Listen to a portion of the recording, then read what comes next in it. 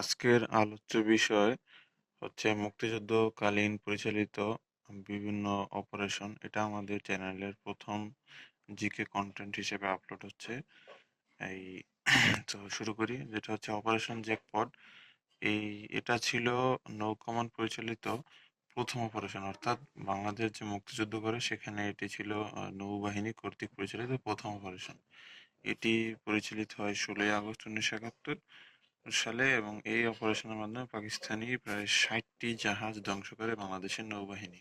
তো যদি বলি যে এখান থেকে কি গুরুত্বপূর্ণ বা নিতে পারি, সেটা হচ্ছে এই যে এখানে নৌ কমান্ড কর্তৃক পরিচালিত প্রথম অপারেশনের নাম হিসেবে এটা আসতে পারে।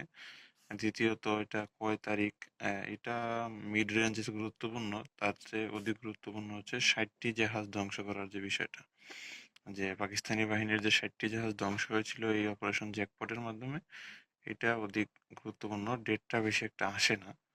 তারপর এই জিনিসটা খেয়াল রাখতে হবে যে এটা ছিল যে নৌকামন পরিচালিত প্রথম অপারেশন, তাই এই জিনিসটা খেয়াল রাখতে হবে যে যদি বেশিরভাগ সময় প্রশ্ন আসে যে নৌকামন কর্তৃক পরিচালিত প্রথম অপারেশনের কোনটি, সেটা হচ্ছে অপারেশন জ্যাকপট। তারপর দ্বিতীয় যেটা, সেটা হচ্ছে অপারেশন কিলো ফ্লাইট।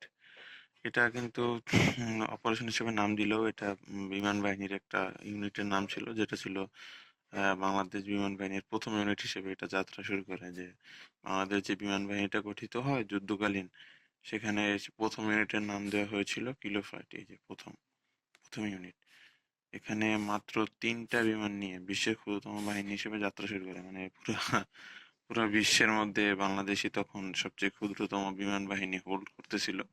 এবং এর মাধ্যমে ঢাকা এবং চট্টগ্রামের বিভিন্ন জায়গায় অভিযান পরিচালিত হয়। আহ কিন্তু এখানে যদি বলি গুরুত্বপূর্ণ কি, সেটা হচ্ছে আসতে পারে যে বিমান বাহিনীর প্রথম ইউনিটের নাম কি, সেক্ষেত্রে সেটা হবে কিলো ফ্লাইট। ঠিক আছে, এরকম আমি চাচ্ছি রেগুলার বিভিন্ন কন্টেন্ট আপলোড করতে, তাই চ্যানেলটা সাবস্ক্রাইব করুন।